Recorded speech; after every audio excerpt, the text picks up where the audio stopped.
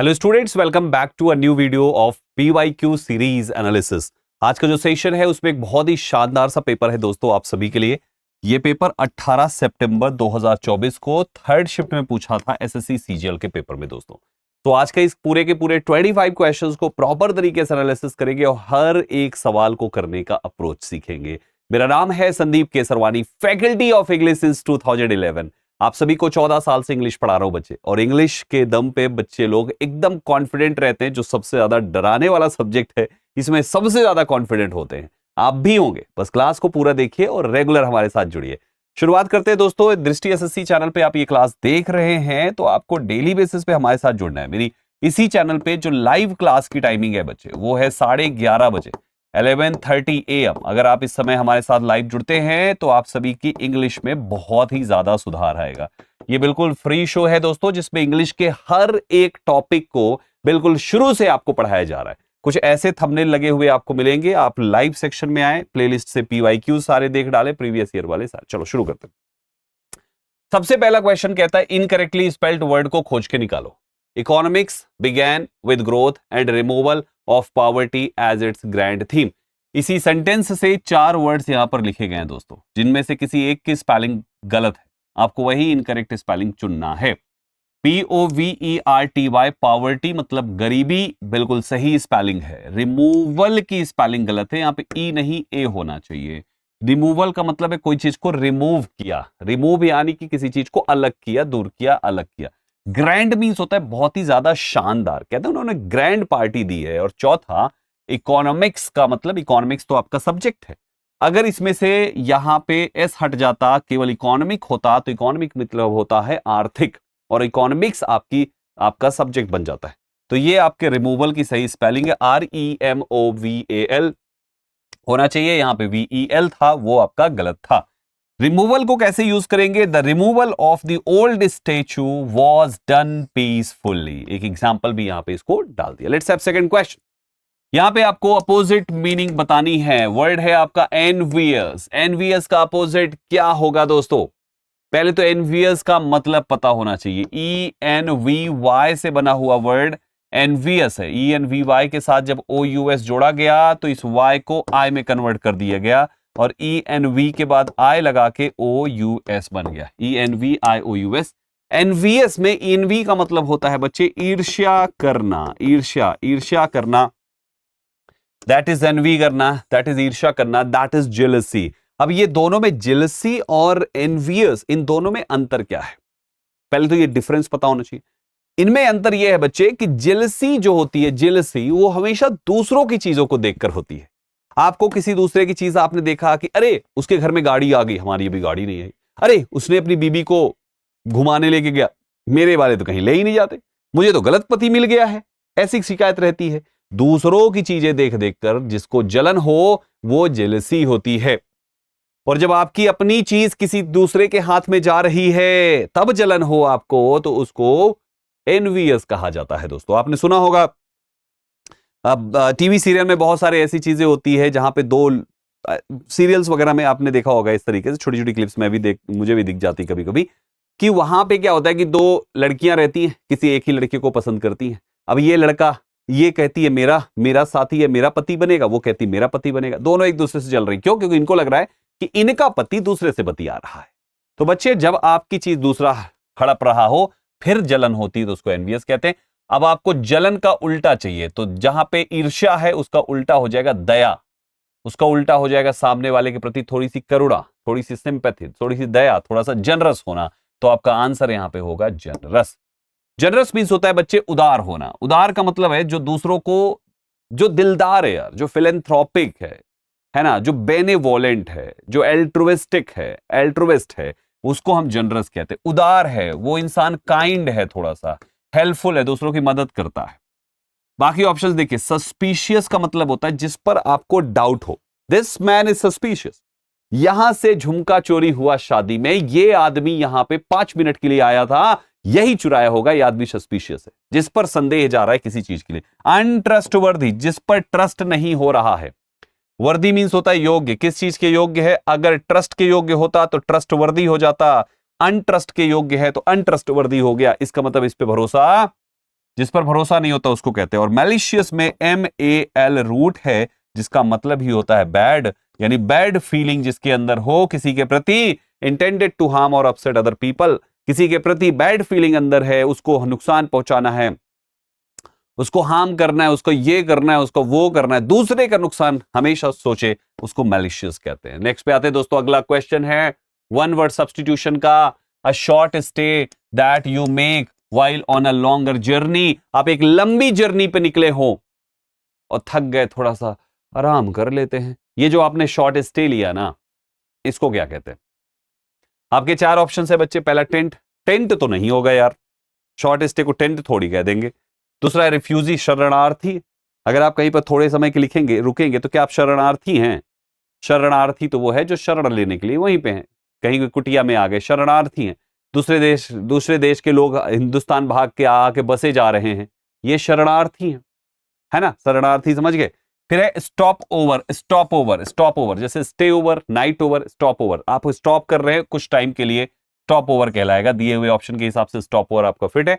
रास्ते का ठहराव, अभी सावन का महीना चल रहा है, लोग जा रहे हैं कांवर लेकर भोले बाबा को चढ़ाने के लिए, तो वो जो जब थक जाते हैं तो थोड़ा सा रास्ते में रुक जाते हैं, 2 मिनट, 4 मिनट, 10 मिनट, आधे घंटे, ये जो ठहराव है, शॉर्ट स्टे, टेम्पररी स्टे जो है, उसको स्टॉप ओवर कहा जाता है। टेंट तो टेंट है भाई, तंबू को कहते हैं। रिफ्यूजी है शरणार्थी, और आखिरी है सागा। सागा मीन्स होता है सागा। एक लॉन्ग स्टोरी अबाउट किसके बारे में? एक उसके बारे में जो स्कैंडिनेवियन हिस्ट्री है, written in the Old Norse languages in the Middle Ages mainly in. अच्छा एक और है, यहां पे देखो सागा लिखा हुआ है। एक सागा से एक वर्ड बनता है बच्चे, सगेशियस। सगेशियस का मतलब होता है बुद्धिमान, बड़ा ही अच्छा वर्ड है सगेशियस। इसका मतलब होता है बच्चे वाइज। सगेशियस वर्ड का मतलब होता है वाइज। सगेशियस से एडवर्ब भी बन जाएगा सगेशियसली, वाइज का भी एडवर्ब वाइजली हो जाता है। नेक्स्ट पे आते हैं बच्चे, अगला वर्ड, अगला क्वेश्चन है appropriate option to substitute the underlined segment. आपको इसके लिए सही ऑप्शन चुनना है, कौन सा सही है ग्रामेटिकली। डू यू नो, प्यारे साथियों, डू यू नो के बाद वेयर लिख दिया उसने। जैसे ही आपने डू यू नो यानी आपने कुछ लिखा और लिखने के बाद आपने बीच में WH वर्ड लगा दिया, तो अब ये WH वर्ड एक कंजंक्शन की तरह काम करेगा, जिसके बाद आपको सब्जेक्ट प्लस वर्ब लिखना है, वर्ब प्लस सब्जेक्ट नहीं लिखना। तो ये गलत है। यहां भी वर्ब प्लस सब्जेक्ट है, ये गलत है। यहां भी वर्ब प्लस सब्जेक्ट है, ये गलत है।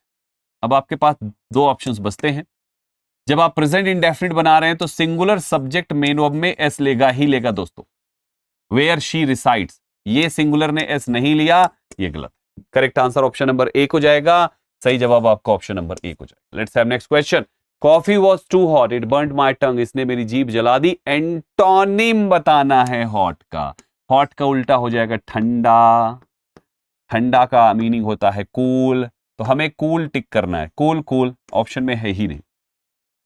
अब आपको कूल का सिनोनिम चाहिए। बामी नहीं, स्कॉर्चिंग नहीं, स्कॉर्चिंग बहुत तपती धूप को कहा जाता है। फ्रिजिड मतलब होता है अत्यधिक ठंडा कोई चीज होता है ना, उसको फ्रिजिड कहा जाता है। फ्रिज से याद रखो ना यार, कि भैया फ्रिज में पानी लगा दिया था हमने, बहुत ही ज्यादा ठंडा हो गया, बहुत फ्रिजिड हो गया। फ्रिज में लगाया था पानी, फ्रिजिड हो गया। तो फ्रिजिड का मतलब है बहुत ही ज्यादा, समझ में आ रहा है भाइयों? फ्रिजिड का मतलब है बहुत ही ज्यादा ठंडा होना कोई चीज, ठीक है? तो ये हो गया। बामी वेदर के लिए यूज करते हैं, जिसका मतलब खुशबूदार, प्लीजेंटली वार्म है, बढ़िया से। स्कॉर्चिंग मतलब एकदम झुलसा देने में, तगड़ी वाली धूप होती है ना, एकदम आदमी जब कहता है लू चल रही है, तो वो टाइप की जो धूप है ना, उसको कहते हैं बच्चे स्कॉर्चिंग। एंड सटल मतलब होता है बहुत ही हल्का फुल्का, नॉट लाउड। हल्का फुल्का को सटल कहा जाता है। आगे आते हैं। मोस्ट एप्रोप्रिएट वर्ब और phrase to fill in the blank, they dash their house for the past 2 months and it is finally starting to look fantastic. बहुत ही प्यारा सा सवाल है। सबसे पहले तो बच्चे आप ध्यान से देखो, वहां पे लिखा इट्स। इट्स का मतलब क्या होता है? इट इज, है ना? तो इज लिखा हुआ है, इसका मतलब यहां पे आपको प्रेजेंट डालना है। पास्ट होता तो पास्ट डालते, पास्ट होता तो कुछ भी डाल देते, लेकिन प्रेजेंट है तो प्रेजेंट डालना है, पास्ट नहीं डाल सकते। पास्ट नहीं डाल सकते तो ये हटा दीजिए। दूसरी बात ध्यान से सुनिएगा, आपने एक पॉइंट लिखा हुआ है फॉर द पास्ट 2 months, तो जहां पे भी आप यहां पे सिंस या फॉर यूज करते हैं, सिंस या फॉर लिखकर टाइम यूज करते हैं, वहां पर टेंस होना चाहिए आपका परफेक्ट या तो परफेक्ट कॉन्टिन्यूअस, परफेक्ट या तो perfect continuous, perfect have been renovating. देखो कैसा वर्ब चाहिए, प्लूरल वर्ब चाहिए, ये सिंगुलर है, कैंसिल हो गया, ये फ्यूचर है, कैंसिल हो गया, फ्यूचर का इंडेफिनिट है, कैंसिल हो गया, केवल एक ऑप्शन बचता है, option number second, that's your answer, that's your answer. Perfect continuous चाहिए क्योंकि आप यहाँ पे फॉर यूज कर चुके हैं, सिंस फॉर प्लस टाइम वाला केस हो गया, perfect continuous. Hiren loves to use dash words while writing anything, यानी कुछ भी लिखते समय वो कॉलोकियल यूज करती है। स्पेलिंग टेस्ट है बच्चे, कॉलोकियल की सही स्पेलिंग क्या होनी चाहिए? कॉलोकियल की सही स्पेलिंग है COLLOQUIAL। कॉलोकियल का मतलब है बोलचाल की भाषा में प्रयुक्त होने वाला एक इनफॉर्मल कन्वर्सेशन होता है, ये फॉर्मल नहीं होता। जैसे आदमी लिखता है ना, गोना लिखता है गोइंग टू के लिए, वाना लिख देता है वांट टू के लिए, बहुत सारी चीजें होती, गिव मी के लिए गिव में लिख देता है, तो ये कॉलोकियल होते हैं बच्चे। मैं इस पर अलग से एक वीडियो बना दूंगा, पूरी की पूरी लिस्ट की वीडियो बना दूंगा आपको, ठीक है, कि क्या क्या कॉलोकियल लोग यूज करते हैं इनफॉर्मल कन्वर्सेशन में, बट वो फॉर्मल नहीं है, एग्जाम के हिसाब से मत यूज करना। ये बस सवाल डाल दिया, लेकिन आपको ये नहीं कि कहीं पर अगर गोइंग टू लिखना है और गोना लिखना है तो आप कौन सा चूज करेंगे, तो आप गोइंग टू चूज करिएगा, ठीक है। चलो, तो सही जवाब आपके सामने है COLLOQUIAL, कोलोकियल। नेक्स्ट पे आते हैं, एक्टिव पैसिव का सवाल है, पीपल नो किसको Stalin Bosch for its greenery and delicious street foods, ठीक है। प्यारे साथियों, आप ध्यान से देखिए, यहां पर लिखा हुआ है no, that is given in present indefinite. किस में दिया हुआ है? जब ये प्रेजेंट इंडेफिनिट है तो पैसिव वॉइस में इसको आप जब चेंज करेंगे तो आपका प्रेजेंट इंडेफिनिट हेल्पिंग ऑफ के रूप में इज एम आर लेगा बच्चे। यहां पे नहीं है, यहां पे नहीं है, यहां पे नहीं है, केवल एक ऑप्शन है इज एम आर वाला, that is option number D. पूरा सेंटेंस पढ़ के चेंज करने की कोई जरूरत ही नहीं है जब आपका शॉर्टकट से काम चल रहा है। Dhara dash the way to Mumbai, आपको अपोजिट मीनिंग बताना है लॉस्ट का। लॉस्ट एंड फाउंड होता है, लॉस्ट का उल्टा हो जाएगा फाउंड। 4 ऑप्शंस आपके सामने है, क्या ही चेक करोगे जब इतना आंसर आसान है। उधर लॉस्ट लिखा हुआ है, लॉस्ट का आपको एंटोनिम बताना है।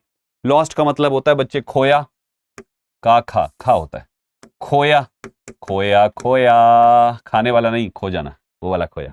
जैसे कुंभ मेला में लोग गए लॉस्ट एंड फाउंड में जाके फिर लोग कंप्लेन कर रहे हैं, फाइंड कर रहे हैं, है ना। सो फाउंड हो जाएगा बच्चे, फाउंड इसका अपोजिट हो गया। पेव्ड मींस होता है पक्का कोई चीज, to cover an area of ground with a hard flat surface. और हेल्प्ड तो हेल्प हो गया, स्लेप्ट मतलब सो गया, स्लीप का सेकंड फॉर्म होता है। आगे आ जाइए, एक्टिव पैसिव है, पीपल विल रिस्पेक्ट लिखा हुआ है बच्चे, आपको साफ साफ दिख रहा है कि विल प्लस V1 का पैसिव होगा, हेल्पिंग ऑफ सेम रहेगी, बस आपको इस V1 को पैसिव बना देना है, B प्लस V3। यहां पे B नहीं है, कैंसिल हो गया, यहां पे V3 नहीं है, कैंसिल हो गया, यहां पे हैव लगा दिया, कैंसिल हो गया, केवल एक ऑप्शन बचता है, that is option number C, that is option number C, that is option number C, that's your answer. Let's have next question. One word substitution है, having unlimited power. Power unlimited हो तो omni हो जाता है, ठीक है, omni. और जब पावर, देखो बच्चे ध्यान से समझो इसका मतलब होता है ज्ञान, नॉलेज। इसका मतलब होता है प्रेजेंस, यानी कि उपस्थिति, जो हर जगह पे उपस्थित रहे, उपस्थिति। प्रेजेंस मतलब उपस्थिति। VOR का मतलब होता है ईट करना, खाना। और पोटेंट भी होता है पावरफुल, दैट इज शक्तिशाली। तो आपके सामने यहां पे सब रूट का मतलब मिल गया, और ओमनी एक रूट है जिसका मतलब होता है ऑल। आपका प्रश्न क्या है? हैविंग अनलिमिटेड पावर, पावर मतलब शक्ति, जिसमें अनलिमिटेड शक्ति है, जिसमें ऑल शक्ति है, जैसे कि ईश्वर, तो ईश्वर होता है ओमनी पोटेंट दोस्तों। बाकी का लिख चुका हूं मैं, ओमनी वोरस VOR है, इसका मतलब सब खा जाए भाई साहब। ओमनी प्रेजेंस मतलब सब जगह पाया जाए, सर्व जगह पाया जाए। ओमनीसेंट जिसमें ज्ञान सब कुछ है, सर्वज्ञ, सब कुछ जानता है, सारी ज्ञान उसके अंदर है, उसको कहते हैं। हिट द रूफ, जैसे रूफ है, मान लीजिए मैं छत पे खड़ा हूं, ठीक है, फ्लोर पे खड़ा हूं, रूफ है, आप ऐसे समझ लो, हालांकि सीलिंग होती, सीलिंग ये नीचे से देखोगे तो ये ऊपर वाली सीलिंग है, ऊपर वाले आदमी के लिए वो वाली छत है, मैं जहां पे खड़ा हूं ये भी छत है। तो मैं क्या कर रहा हूं? हिट द रूफ, ये रूफ है, मैं ऐसे लात मार रहा हूं, मैं किक कर रहा हूं, तो मान लीजिए मैं हिट कर रहा हूं, ये किया मैंने ये किया, मैंने क्या किया? मैंने रूफ को हिट किया। अब ये करते समय क्या मैं खुश रहूंगा, खुश था मैं करते समय, या ऐसा करने वाला इंसान गुस्सा में हो सकता है? आपके चार ऑप्शन है, to destruct a building, to play joyfully, to jump high, to become very angry. Correct answer कौन सा?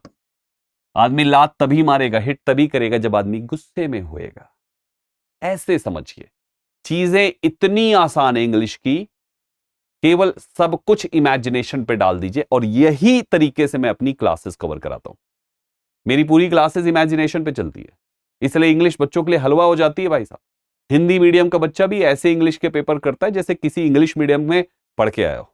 तो इसलिए आप रेगुलर क्लासेस का हिस्सा बने रहिए दोस्तों। आगे बढ़ते हैं। सब्स्टिट्यूट आपको बताना है, और आपका जो अंडरलाइन सेगमेंट है ये है। अरे भाई, मदरबोर्ड आपका नाउन है, उसके पहले आप इस शब्द को लिख रहे हो। A computer can't function without its motherboard, तो आपको इस नाउन के पहले यहां पे एडजेक्टिव चाहिए, और एडजेक्टिव ITS होता है, केवल ये होगा। IT' का मतलब होता है, IT' का मतलब होता है IT इट, और एपोस्ट्रॉफी का मतलब हो गया इज। या तो इट इज होता है इसका मतलब, या तो इट वॉज होता है, या तो इट हैज होता है। तीन मीनिंग निकलती है इस एपोस्ट्रॉफियस की आपके ऐसे केस में। तो अभी आपका करेक्ट आंसर कौन सा होगा? ऑप्शन नंबर ए, क्योंकि आपको एडजेक्टिव चाहिए। बच्चे ये एडजेक्टिव है, केवल यही एडजेक्टिव है। ये एडजेक्टिव तो यहाँ पे प्लूरल है, और आपका सब्जेक्ट है यहाँ पे बच्चे कंप्यूटर। जब कंप्यूटर सिंगुलर है तो प्लूरल नहीं लगा सकते ना वहां पे, तो ये तो ऐसे ही कैंसिल हो गया। ये मेल के लिए, पुरुष के लिए, क्या कंप्यूटर एक लड़का है? नहीं ना, that's a device. Electronic device के लिए आपको वैसे भी इट ही लगाना है। तो करेक्ट आंसर आपके पास option number A. Let's have next question. He never talks for anybody, he is alone all day. ओ, वो कहता है वो किसी से भी बात नहीं करता, इसलिए वो पूरे दिन अकेला रहता है। तो वो यहां पे क्या करना है उसको? ही नेवर टॉक्स, टॉक करना है किसी से। जब आदमी किसी से टॉक करता है तो टॉक टू समवन होता है दोस्तों। टॉक टू यानी प्रेपोजिशन टू होता है, यहां पे फॉर लगा हुआ है, यही गलत है। तो करेक्ट आंसर यहां पे फॉर हटा के आपको टू लिखना है। He never talks to anybody, वो किसी से भी बात नहीं करता है, that's why he is alone all day. वो पूरे दिन अकेला रहता है, किसी से बात ही नहीं करता, पूरे दिन अकेला रहता है। ये कहानी यहां पे बन जाएगी दोस्तों।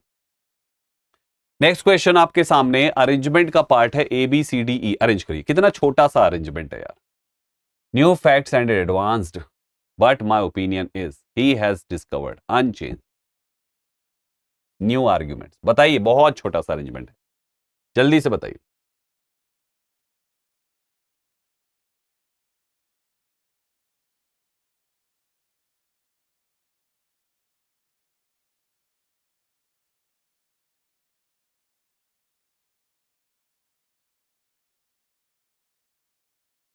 हो गया? छोटा सा बच्चे, जल्दी से बताइए फटाफट।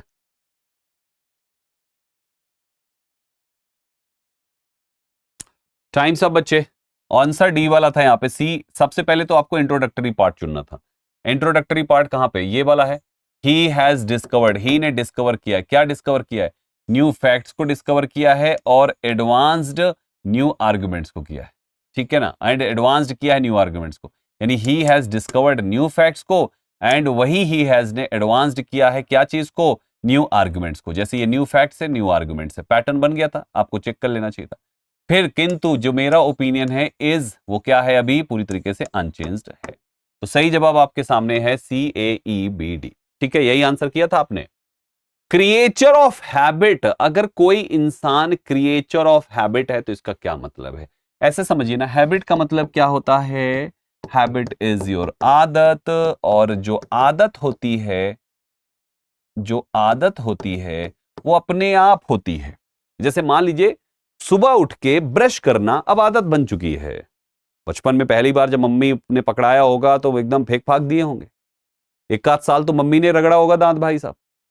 फिर उसके बाद फिर किसी तरह आदत पड़ी होगी, मुझे तो याद नहीं है, लेकिन जहां तक मुझे लग रहा है, घर में बच्चे हैं तो उनको देख के तो लग रहा है हम भी ऐसे ही रहे होंगे, हैं? फिर उसके बाद तो मतलब जो चीज हमारी आदत बन जाती है फिर हम उसके क्रिएचर हो जाते हैं। तो मतलब ये हुआ कि अगर कोई चीज हमारी आदत है तो हम उसको अपने आप करेंगे। अब आप ऑप्शन देखो, एक बैड हैबिट, अगर आदत का कोई क्रिएचर है तो हैबिट बैड कैसे हो सकती है? हर आदत खराब थोड़ी होती है। फेथफुल कुत्ता, mean person, one who does same thing in the same way, यही तो है आदत। सेम चीज को सेम वे से करना, वही तो आपकी आदत है। तो करेक्ट आंसर आपका यही हो जाएगा। सेम चीज को सेम वे से करना इज योर आदत. That's the answer. Let's have next question. Much more than usual और एक्सपेक्टेड. वन वर्ड बताना है. मच मोर देन यूजुअल या एक्सपेक्टेड है. चार ऑप्शन है. Subordinate, ordinate, exceeding, modern. बच्चे एक्सीडिंग साफ साफ लिखा है. मोर देन यूजुअल है मतलब जितना होना चाहिए उससे कहीं ज्यादा है. तो एक्सीड ही तो हुआ, वो ज्यादा होना, कोई चीज एक्सीड होना, ज्यादा होना है ना, हद से ज्यादा होना, दैट इज एक्सीडिंग. सबऑर्डिनेट कहती है हमारे सबऑर्डिनेट है, अधीनस्थ हिंदी में कहेंगे. दूसरा वर्ड आपके लिए है ऑर्डिनेट, तालमेल. और लास्ट है मॉडर्नसी, कटाक्ष हिंदी में कहते हैं. इंग्लिश एक्सप्लेनेशन सबकी लिखी हुई है, ध्यान से इसको पढ़ डालिएगा. Let's have next question. आपको रिस्पाइट का सिमिलर बताना है. Respite, a period of free outdoor play can provide a very necessary respite from the hustle and Bansal of the day. यानी दिन के हसल बसल, उथल पुथल से एक period of free outdoor play, मतलब दिन में जो दिन भर उथल पुथल रहती है, हसल बसल रहती है, उसी में अगर आप थोड़ा सा कुछ समय निकाल के आउटडोर प्ले कर लेते हैं तो ये प्रोवाइड करता है आपको जरूरी रिस्पाइट. रिस्पाइट का मतलब हो गया आराम. आपको थोड़ा सा रिलैक्सेशन आपको मिलता है, आपको रिस्पाइट मिलता है, आपको आराम मिलता है, आपको रेस्ट मिलता है. तो आपको रेस्ट चाहिए. सिमिलर मांगना, रेस्ट चाहिए. प्रोग्रेशन में कोई क्या रेस्ट है, कमेंसमेंट शुरुआत, कोई रेस्ट नहीं. लेकिन ब्रेक का मतलब कहते हैं ना थोड़ा सा 2 मिनट का ब्रेक है. टीवी देख रहे हैं, ब्रेक आ गया, यानी कि रेस्ट आ गया भाई, जाओ पानी वानी पी के आओ, फिर देखने आगे. सो ब्रेक होता है बच्चे. ब्रेक का मतलब होता है एक फुल फंक्शन, मतलब स्टॉप करना जो चल रहा है उसको, तो पॉज करना, विराम करना, है ना. रिस्पाइट का मतलब बता दिया, थोड़ी सी राहत है, वो एग्जाम्पल भी लिखा हुआ है कैसे यूज करेंगे. प्रोग्रेशन में तो प्रोग्रेस है भाई, प्रगति है, आराम कहाँ है उसमें. कमेंसमेंट है कोई चीज की शुरुआत, कमेंस से बना हुआ नाउन फॉर्म है. कॉन्टिन्यूएशन कोई चीज लगातार जारी है, और आपको तो आराम चाहिए, थोड़ा सा नेसेसरी आराम चाहिए. लगातार जारी ही तो आपका हसल बसल है जिंदगी का, चल ही रहे हैं बस, that is hustle bustle.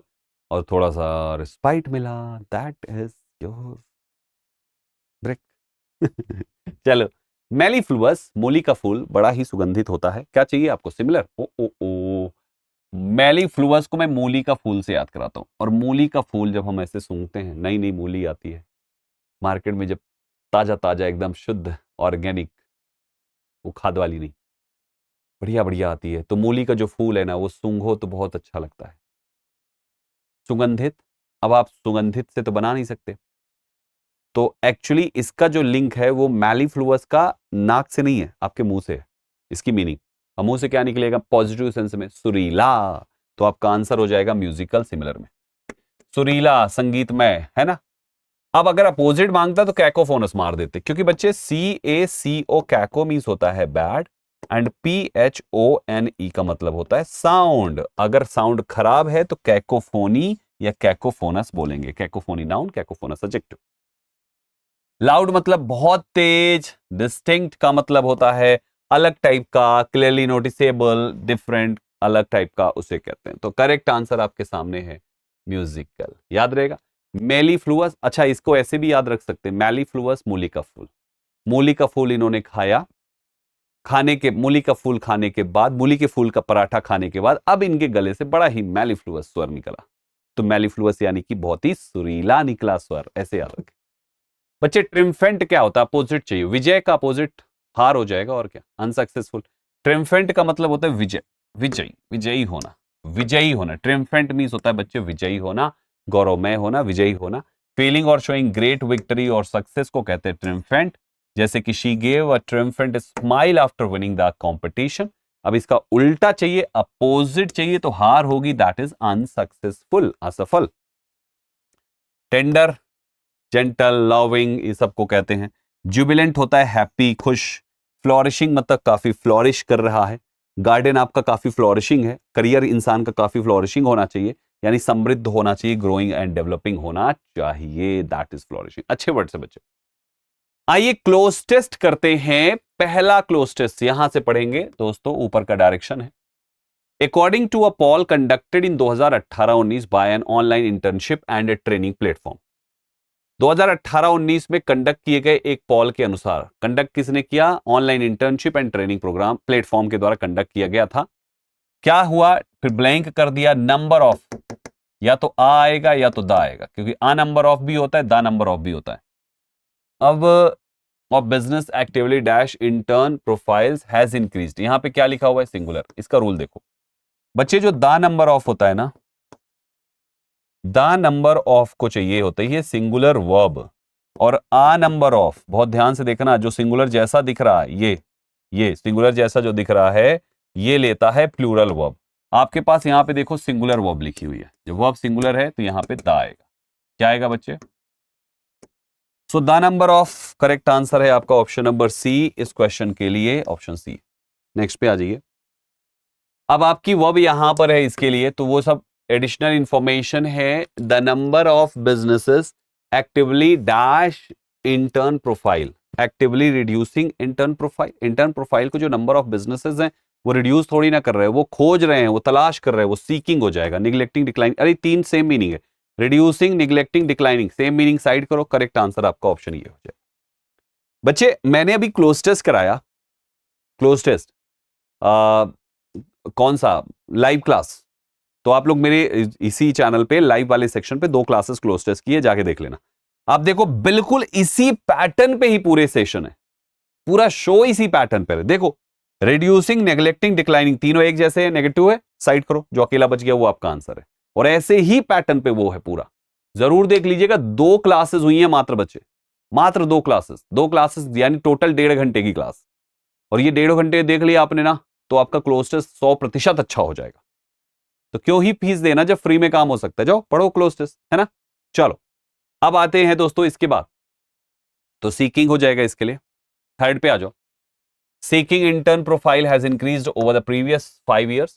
This study demonstrates that India received 80% more internship application in 2018 with 2.2 million applications, यानी 80% मोर इंटर्नशिप 2018 मिला, यानी टोटल इतने एप्लीकेशंस आए।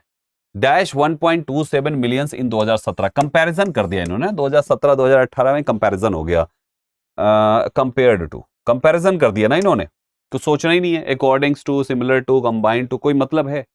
अरे कंपेयर कर दिया सीधा 2018 का 2017 से। 1.27 मिलियन इन 2017 और 2.2 मिलियन एप्लीकेशंस इन 2018, तो 18 में इतना था compared to 1.27 million in 2017।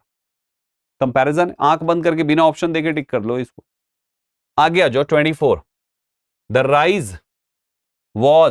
Rise was influenced dash part by increase in the number. Part के साथ क्या लगाएंगे? द राइज वॉज इन्फ्लुएंस्ड, अब पार्ट नहीं होता, to part, to the part नहीं, on part, in part, in part आएगा बच्चे। The rise was influenced in part by increase, यानी जो राइज था, जो ये राइज निकल के आया 2017 में 1.27 मिलियन था और 2018 में 2.2 मिलियन हो गया बच्चे। तो ये जो राइज निकल के आया ये इन part bye an increase of the number of industries हुआ, जो सीख कर रहे थे फ्रेश पर्सपेक्टिव्स को एंड इनोवेटिव आइडियाज को टू इंप्रूव करने के लिए। क्या चीज? डैश टू इंप्रूव करने के लिए, क्या टू इंप्रूव करने के लिए? डैश ऑन एग्जिस्टिंग प्रोजेक्ट्स पे, एग्जिस्टिंग प्रोजेक्ट्स में एफर्टलेस इंप्रूव करना है, नहीं इफेक्टिंग, टू इंप्रूव इफेक्टिंग नहीं, टू इंप्रूव एफिशिएंट, अरे नाउन चाहिए यार, टू इंप्रूव एफिशिएंट तो एडजेक्टिव है, एफिशिएंसीज हो सकता है, नाउन चाहिए ना आपको, एफिशिएंट तो एडजेक्टिव है। अरे जब ये आपकी वर्ब है, टू इंप्रूव आपकी वर्ब है, तो वर्ब को तो ऑब्जेक्ट चाहिए ना, तो इसमें से जो आपका नहीं है उसको हटा दो, जैसे ये एडजेक्टिव है हटा दो, इफेक्टिंग आपका मेन वर्ब बना दिया हटा दो, एफिशिएंट आपका एडजेक्टिव है हटा दो, एफिशिएंसीज आपका नाउन है, बस वही हो जाएगा।